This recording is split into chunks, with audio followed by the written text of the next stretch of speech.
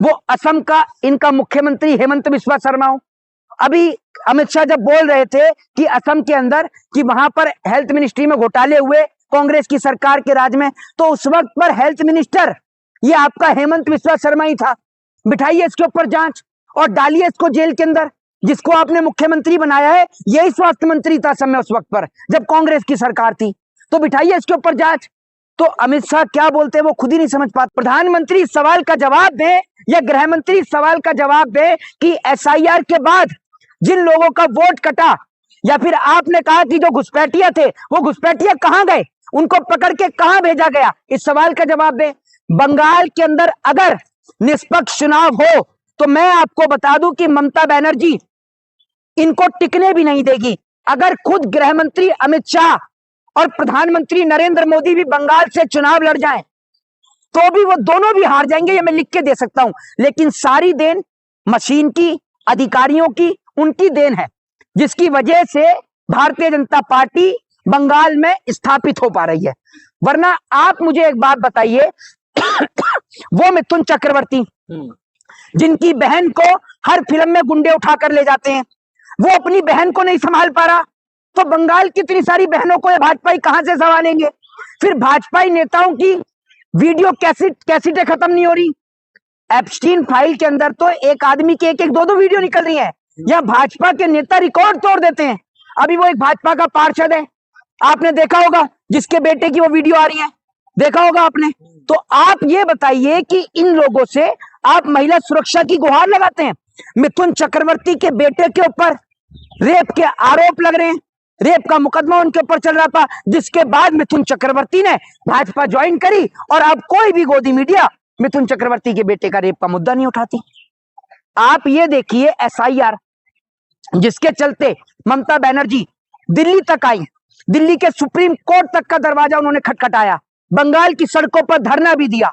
वो एकमात्र महिला जो पूरे देश को बचाने की कोशिश कर रही है और खासकर अपने बंगाल को बचाने की। बंगाल में एसआईआर के थ्रू जिस तरीके से लोगों के वोट काटने की प्रक्रिया की गई, जिस तरीके से बंगाल के अंदर, मैं आपको बता दूं, मैं बंगाल हर महीने हर हफ्ते जाता हूं और बंगाल मैं ज्यादातर बंगाल ही रहता हूं। तो बंगाल का समीकरण यह है कि आप बंगाल में किसी भी सीट पर आप जाकर सर्वे कर लीजिए, बंगाल का प्योर बंगाली या जो तमाम लोग हैं वो कोई भी भाजपा को पसंद नहीं करता। वो धरती रविंद्रनाथ टैगोर की धरती है, वो धरती नेताजी सुभाष चंद्र बोस की धरती है। वो कैसे इन चोर, लुटेरे और डकैतों को अपने देश में, अपने राज्य में घुसने देगी? आप मुझे ये बताइए। वो भाजपा जिनकी सरकार के राज में आज उत्तर प्रदेश बलात्कार और रेप के मामले में पहले नंबर पर राजस्थान या उत्तर प्रदेश है, ये दो ही स्टेट है। आप ये सोच लीजिए रेप और बलात्कार के मामले में, तो क्या वही स्थिति आप बंगाल की करना चाहते हैं? आप मुझे ये बताइए, रोजगार के मामले में आज उत्तर प्रदेश का बुरा हाल है, उत्तर प्रदेश के मुख्यमंत्री की सरकार के राज में रोज आए दिन दंगे होते रहते हैं, क्या आप वही स्थिति बंगाल में करना चाहते हैं? भाई बंगाल के अंदर हिंदू, मुस्लिम, सिख, ईसाई सब कुछ है। और मैं बंगाल के लोगों से कहना चाहूंगा कि आप लोग अगर कड़ी तैनाती के साथ नहीं चुनाव लड़े तो ये लोग बेईमानी करके चुनाव को जीत जाएंगे। पूरे देश में कहीं भी भाजपा को वोट नहीं मिल रहा, ये मैं दावे के साथ कह सकता हूं, क्योंकि आप प्रधानमंत्री की वीडियो पर डिसलाइक देखिए, आप प्रधानमंत्री की वीडियो के नीचे के कमेंट को पढ़िए। लोग इतनी भाषा नहीं जानते जितनी भाषा में प्रधानमंत्री के लिए अपशब्द लिखे जाते हैं, खुद प्रधानमंत्री भी ये बात के लिए कहते हैं। तो आप मुझे ये समझ में नहीं आ रही कि जिस प्रधानमंत्री को लोग डिसलाइक कर रहे हैं उसके नाम पर वोट आखिर कैसे मिल जाएगा? आप सोच कर देखिए, जिसकी रैलियों में बाहर से लोगों को बुलाना पड़े, कैसे वोट मिलती है? एक चीज मैं आपको बता दूं, गृह मंत्री अमित शाह ये बात इसलिए इतनी उससे कह रहे हैं क्योंकि उनको पता है कि मशीन में बेईमानी करके तो वो कहीं भी अपनी सरकार बना सकते हैं, कहीं भी का मतलब कहीं भी, और सरकारी संस्थाओं का दुरुपयोग करके या एमएलए की खरीद फरोख्त करके वो कहीं भी अपनी सरकार बना सकते हैं, कहीं भी।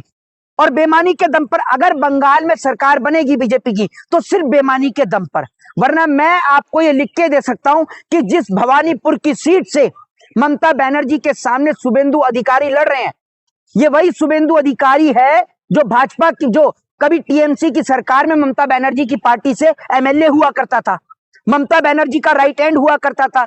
जब इसके ऊपर करप्शन के चार्जेस लगे, जब इसके ऊपर मुकदमे हुए तब इसने टीएमसी का दामन छोड़ बीजेपी का दामन थाम लिया। और सबको पता है कि बीजेपी में आदमी कब जाता है जब उसके ऊपर मुकदमे चल रहे होते हैं, जब उसके ऊपर भ्रष्टाचार के आरोप चल रहे होते हैं। चाहे वो असम का इनका मुख्यमंत्री हेमंत बिस्वा शर्मा हो। अभी अमित शाह जब बोल रहे थे कि असम के अंदर कि वहां पर हेल्थ मिनिस्ट्री में घोटाले हुए कांग्रेस की सरकार के राज में, तो उस वक्त पर हेल्थ मिनिस्टर ये आपका हेमंत बिस्वा शर्मा ही था। बिठाइए इसके ऊपर जांच और डालिए इसको जेल के अंदर। जिसको आपने मुख्यमंत्री बनाया है यही स्वास्थ्य मंत्री था समय उस वक्त पर जब कांग्रेस की सरकार थी, तो बिठाइए इसके ऊपर जांच। तो अमित शाह क्या बोलते हैं वो खुद ही नहीं समझ पाते। लेकिन बंगाल में कहा जा रहा है जो ममता बनर्जी ने पूरे बंगाल को बर्बाद कर दिया, स्वास्थ्य व्यवस्था से लेकर के शिक्षा व्यवस्था तक। आप बंगाली हैं? बंगाल जो है बदलाव मांग रहा है। आप बंगाली हैं? हैं? आप बंगाली हैं? ये बंगाली हैं। दादा की होलो भालो से बोलो, क्या बंगाली में बोलो। सब बोली, सभी बोलो। हाँ सभी भालो। अभी तो आप करते ये बंगाली है, बोला आप रहे हो हैं। ये सुनिए, ये प्रोपोगेंडा, झूठ का प्रोपोगेंडा कहीं और जाकर फैलाइएगा, ठीक है। और आप जो ये कह रहे हैं, आप कितनी बार बंगाल गए हैं?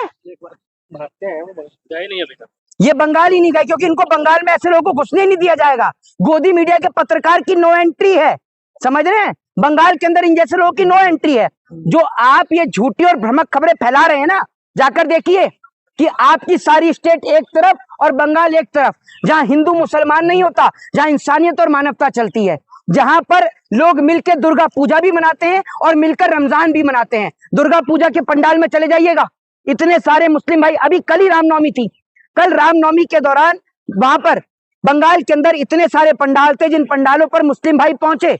और जब बंगाल के अंदर जब रामनवमी होती है उसके बाद जब भसान होता है, भसान का मतलब जानते हैं आप क्या होता है? आप तो बंगाली हैं, बताइए। विसर्जन है सब बताएं आपको। हाँ सब पता है, सुन लीजिए। विसर्जन जब होता है बताता हूँ। जब विसर्जन होता है तो विसर्जन के दौरान वहां दुर्गा पूजा में मुस्लिम भाई पहुंचते हैं वहां पर। तो ये बंगाल की खूबसूरती है, वहां नफरत नहीं है, सिर्फ प्रेम मोहब्बत और भाईचारा है। और अगर बंगाल में बीजेपी जीतेगी तो सिर्फ मशीन के दम पर, और कभी नहीं जीत सकती। मतलब पहली हार मान ली तुमने? नहीं, हार नहीं मान ली। एक बात मैं आपको बता दूं, बिहार के अंदर वो खेसारी लाल यादव, जिसकी रैली में लाखों की संख्या में भीड़ थी, जिसको लोगों को भरोसा था कि वो खेसारी लाल यादव तो जीतेगा ही जीतेगा, जब वो खेसारी लाल यादव हार सकता है और इतनी बुरी तरीके से विपक्ष हारा है, तो उसके बाद सबको समझ में आ रहा है, सबको समझ में आता है कि आप कैसे जीत रहे हैं। जब मोदी की फोटो वीडियो पर डिसलाइक आने लग जाए तो उनको किस नाम पर वोट मिलेगा?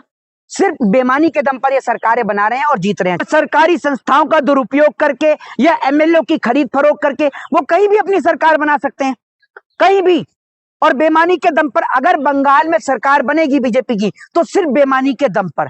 वरना मैं आपको ये लिख के दे सकता हूं कि जिस भवानीपुर की सीट से ममता बनर्जी के सामने शुभेंदु अधिकारी लड़ रहे हैं, ये वही शुभेंदु अधिकारी है जो भाजपा की, जो कभी टीएमसी की सरकार में ममता बनर्जी की पार्टी से एमएलए हुआ करता था, ममता बनर्जी का राइट हैंड हुआ करता था। जब इसके ऊपर करप्शन के चार्जेस लगे, जब इसके ऊपर मुकदमे हुए, तब इसने टीएमसी का दामन छोड़ बीजेपी का दामन थाम लिया।